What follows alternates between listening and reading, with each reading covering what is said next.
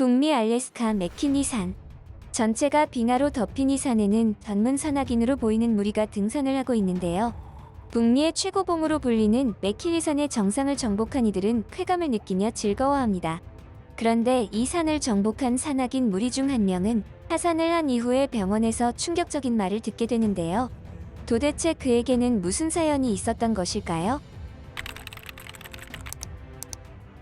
안녕하세요. 저는 미국에서 회계사 겸 산악인으로 활동 중인 숀이라고 합니다. 산악인은 직업도 아닌 것 같은데 왜 굳이 언급을 하냐고요? 저는 본업인 회계사만큼 등산을 하는데 진심인 사람이거든요. 사실 저도 처음에는 등산을 취미로만 했었는데요. 회계사라는 직업의 특성상 앉아서 사무적인 일을 하는 부분이 많기 때문에 나날이 늘어나는 뱃살을 보며 친구의 추천으로 등산을 시작하게 되었죠. 그러다가 등산만이 가지고 있는 정복욕과 나날이 건강해지는 저의 몸을 보면서 점점 등산에 집착하게 되었어요. 오죽하면 등산 취미를 소개시켜준 친구가 적당히 좀 하라고 할 정도로 말이죠. 그도 그럴 것이 제가 가는 산들이 점점 험악해지고 위험해지기 시작했으니까요. 저는 기존에 타던 산들이 식상해져서 좀 더 새로운 산이 없을까 탐색하고 있었습니다. 그러다가 제 눈에 들어온 산이 바로 북미 알래스카 맥키니 산이었는데요. 이 산은 높이가 6,194m로 북미에서도 가장 높은 산이었습니다. 등산가들에게는 사실상 에베레스트 산보다도 어려운 도전 코스로 알려져 있었죠. 그럴 수밖에 없는 게 산 전체가 단단한 빙하로 뒤덮여 있어서 지형이 험난하고 산맥의 규모도 어마어마해서 보는 것만으로도 그 기백에 눌려 도전 자체를 하지 못하는 등산가들이 많았습니다. 무엇보다도 등산가들을 힘들게 하는 것은 수직 등산 코스가 에베레스트 산보다도 길다는 점이었죠. 등산 출발 기지가 해발 수천 미터인 티벳 고원 에베레스트와는 달리 맥키니의 경우에는 해발 200m에서 출발해야 했습니다. 이렇게 험난한 산이다 보니 드날리 국립공원 입구에는 맥키니 산을 오르다가 희생당한 산악인들을 위한 묘지가 따로 마련되어 있을 정도입니다. 저는 조금 걱정이 되긴 했지만 그동안 수많은 산들을 정복해오면서 자신감도 붙었고 같이 가는 분들이 전문 산악인들이었기에 큰 걱정은 없었죠. 하지만 만약 시간을 되돌릴 수만 있다면 저는 이 산을 가지 않는 선택을 하는 과거로 돌아갔을 겁니다. 저는 맥키니 산을 동료들과 등반하였고 아주 힘들었지만 결국 정상을 정복하였습니다. 하지만 등반을 하던 도중 발목과 발 쪽에 심각한 통증을 느꼈는데 이것을 무시하고 등반을 지속했던 것이 말썽이었죠. 이때는 정신도 없었고 근육통부터 시작해서 몸 전체가 아프니까 급하게 산을 내려왔습니다. 그저 새로운 산을 정복했다는 정복감과 지금 당장은 무사히 하산해서 쉬고 싶다는 생각밖에 없었죠. 미국에서 가장 험난하다는 산을 정복했으니 다음 산은 외국으로 나가봐야겠다는 생각도 했습니다. 이 정도면 산에 미친 거 맞죠? 산을 타고 내려오면서 그것도 몸 상태도 안 좋은데 다음 산을 생각하고 있다는 게 제가 생각해도 어이가 없었습니다. 다리와 발 쪽이 불편한 것 빼고는 평상시와 같은 근육통이었기에 별 신경 쓰지 않고 하산하는 데만 신경을 곤두세웠습니다. 그렇게 긴 시간 동안 우리 모두는 별 다른 부상 없이 하산하는 데 성공했습니다. 아니, 무사히 성공한 줄로 착각했죠. 산을 다 내려와서 제 발의 상태를 확인하던 동료는 동상인 것 같다고 이야기했습니다. 그러고 보니 처음에는 통증이 심했던 발과 발목 쪽에 지금은 전혀 감각이 없었습니다. 저는 이때만 해도 사태의 심각성을 전혀 인지하지 못했죠. 여태까지 등산을 하다가 동상에 걸려본 적이 없었기도 했고 과거에 동상에 걸렸다고 해도 살짝 가렵기만 했지 별 문제 없이 지나갔었기 때문입니다. 그렇게 대수롭지 않은 저와는 다르게 제 발의 상태를 살피던 동료의 표정은 심상치가 않았습니다. 이봐 숀, 내가 보기에 지금 자네 발 상태가 아주 좋지 않아 보이는데 빨리 병원부터 가보는 게 좋을 것 같아. 제 발을 살피던 동료가 심각한 표정으로 빨리 병원을 가보라는 말에 살짝 겁이 났죠. 뭐야, 이게 그렇게 심각한 상황인가? 동상 좀 걸린 게 뭐 그리 대수라고? 그래도 혹시 모르니까 병원은 가보자. 여태까지 이런저런 일들을 많이 봐온 베테랑 산악인의 말이었기에 무시할 수는 없었습니다. 그렇게 저는 별 생각 없이 근처 병원을 찾았고 이날 의사의 말에 살면서 한 번도 경험해보지 못한 기분을 느꼈습니다. 마치 사형 선고를 받은 것 같은 느낌이었죠.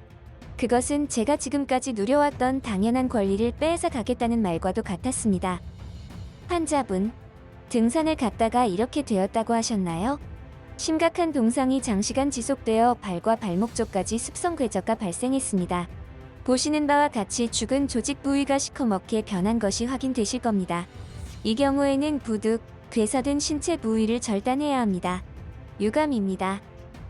저는 전혀 상상조차 하지 못한 의사의 말에 잠시 동안 아무 말도 할 수 없었습니다. 이 병원의 의사는 동상으로 인해 피부 조직이 파괴된 발목 전체를 절단해야 한다는 소견이었죠. 지금 생각해도 참 한심하지만 이 말을 들은 제가 처음으로 하게 된 생각은 앞으로 등산을 할 수 없을지도 모른다는 생각이었습니다. 등산을 하다가 이렇게 된 것인데 발목을 절단해야 할 상황임에도 그런 생각이나 하고 앉아있는 제가 너무나 한심했어요. 저는 크게 상심한 채로 병원을 나왔고 회사에도 병가를 내고 며칠 동안 우울감에 빠져 아무것도 하지 않고 지냈습니다. 그런 저의 모습이 안타까웠는지 지인분이 저에게 연락이 와서 병원을 하나 소개해 주었습니다. 이 병원은 많은 산악인들이 산을 타다가 다치거나 동상에 걸렸을 때 많이 찾는 병원이라고 했고 동상 증상과 관련하여 전문 병원이나 마찬가지니 가서 진료를 한번 받아보라는 거였죠. 이미 발목 절단 소견을 받은 저는 이게 다 무슨 소용이 있겠냐는 생각이었지만 지인분이 신경 써줘서 소개받은 것이라 일단 진료를 받아보기로 했습니다. 동상을 전문으로 치료한다는 병원을 찾은 저는 혹시나 하는 신락 같은 희망까지 산산조각 나고 말았습니다. 환자분, 저희 병원이 동상을 전문으로 광고할 만큼 경험이 많습니다만 환자분 정도의 동상은 치료해 본 적이 없습니다. 유감이지만 이 정도면 신체 절단 이외에는 방법이 없을 것 같습니다. 이미 조직이 모두 괴사하여 다른 조치가 불가능합니다. 동상 전문 병원이었음에도 역시나 신체 절단 말고는 치료 방법이 없다고 했죠. 저는 슬픔과 좌절의 감정을 뛰어넘어 하필이면 나에게 이런 일이 생긴 것에 대한 분노감이 치밀어 올랐습니다. 그러다가 오기가 발동하여 이왕 이렇게 된 거 큰 병원 위주로 몇 군데 더 진료를 받아보기로 했죠. 기적과 같은 일이 벌어지기를 간절하게 기도하면서요. 하지만 기적은 일어나지 않았습니다.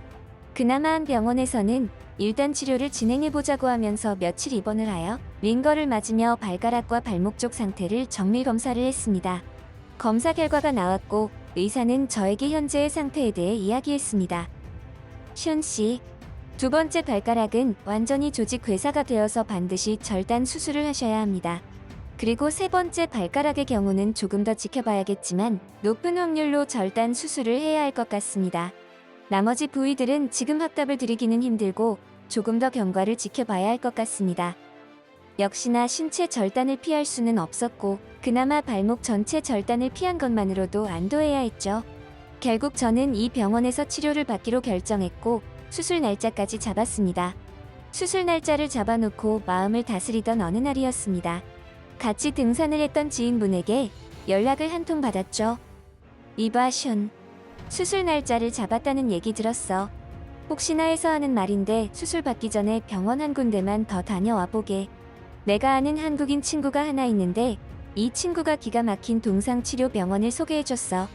알아보니까 실제로 산타는 사람들은 다 알고 있더라고. 한국식 동양의학으로 치료하는 병원인데 이메일로 전화번호랑 주소 보내줄 테니까 한번 가봐.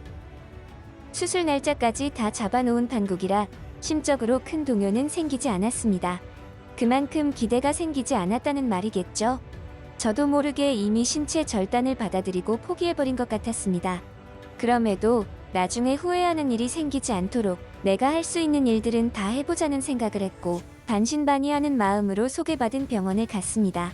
여기에는 병원을 들어서는 순간부터 다소 역한 냄새가 났습니다. 미국에 이런 한국식 동양병원이 존재한다는 걸 처음 알았죠. 나중에 알았지만 이 역한 냄새들은 각종 약재들을 다리는 과정에서 나는 냄새들이었습니다. 병원 내부는 크지 않았지만 환자들로 가득했고 저는 한참을 기다려야 의사 선생님을 만나볼 수 있었습니다. 환자분의 동상은 침으로 치료를 할 예정입니다.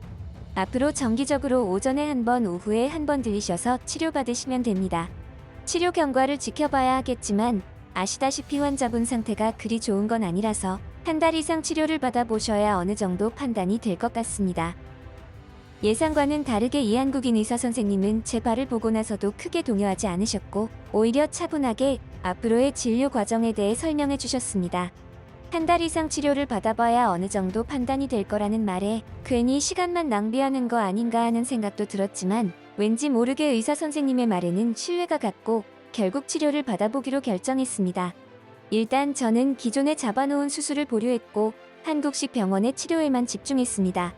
치료 과정은 정말 생소했는데 오전에 한 번 와서 침을 맞고 오후에 다시 와서 같은 과정으로 치료를 받았죠. 처음에는 길고 뾰족한 침이 제 발과 발가락을 관통하는데도 아무런 느낌도 나지 않았습니다. 이미 동상에 걸려 피부가 시커멓게 변하는 시점부터 아무 감각이 없었죠. 어느 날은 의사 선생님이 침으로 발가락을 찌르면서 "환자분, 지금 느낌 있으신가요? 지금 제가 환자분의 발가락 뼈를 침으로 건드리고 있습니다." 라며 제 뼈를 침으로 건드렸어요. 처음에는 갑자기 왜 이런 짓을 하나 싶어서 살짝 불쾌감도 들었죠. 얼마간의 시간이 지나고 나서야 의사 선생님이 왜 그런 행동을 하신 건지 알게 되었습니다. 치료를 받은 지 약 2주일 정도 지났을 때였습니다. 평소와 같이 치료를 받고 있었는데 발가락에서 엄청난 고통이 느껴졌습니다. 몸을 움찔거리며 비명까지 나왔으니 어느 정도였는지 아마 짐작하실 거라고 생각이 듭니다. 통증이 느껴지시죠? 이제 환자분의 신경이 살아나고 있는 겁니다. 발목이나 발가락을 절단하는 것보다는 덜 아플 테니까 참으세요. 저는 눈물을 찔끔거렸습니다. 날카로운 침이 제 살을 뚫고 지나가는 고통에 나온 눈물이 아니었죠. 그것은 기쁨의 눈물이었습니다. 저는 그렇게 이 한국식 동양병원에서 3개월을 동원하며 치료를 받았고 지금은 거의 동상에 걸린 이전의 상태로 돌아왔습니다. 저는 아직도 이 현실이 믿기지 않습니다. 그야말로 기적이 일어난 것이라고 믿고 있죠. 한국의 양학의술이 특정 분야에서는 미국을 뛰어넘었다는 말을 들은 적이 있습니다. 하지만 상대적으로 유명하지 않은 동양의학까지도 상당한 수준의 의술을 보유하고 있다는 걸 이번 일로 제대로 체감했죠. 요즘도 등산을 하냐고요? 네, 당연히 등산을 즐기고 있습니다. 하지만 예전처럼 빙하로 뒤덮인 산은 다니지 않고 평범한 산들 위주로 안전하게 다니고 있습니다.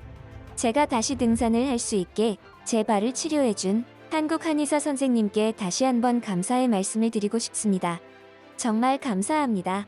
등산을 좋아해서 전문 산악인들과 북미 최고봉 메킬리산을 다녀와서 동상에 걸리게 되고 발목까지 절단해야 한다는 판정을 받았지만 한국인 한의사에게 치료를 받으며 신체 절단 없이 동상을 치료할 수 있었던 미국인 숀의 사연 어떠셨나요?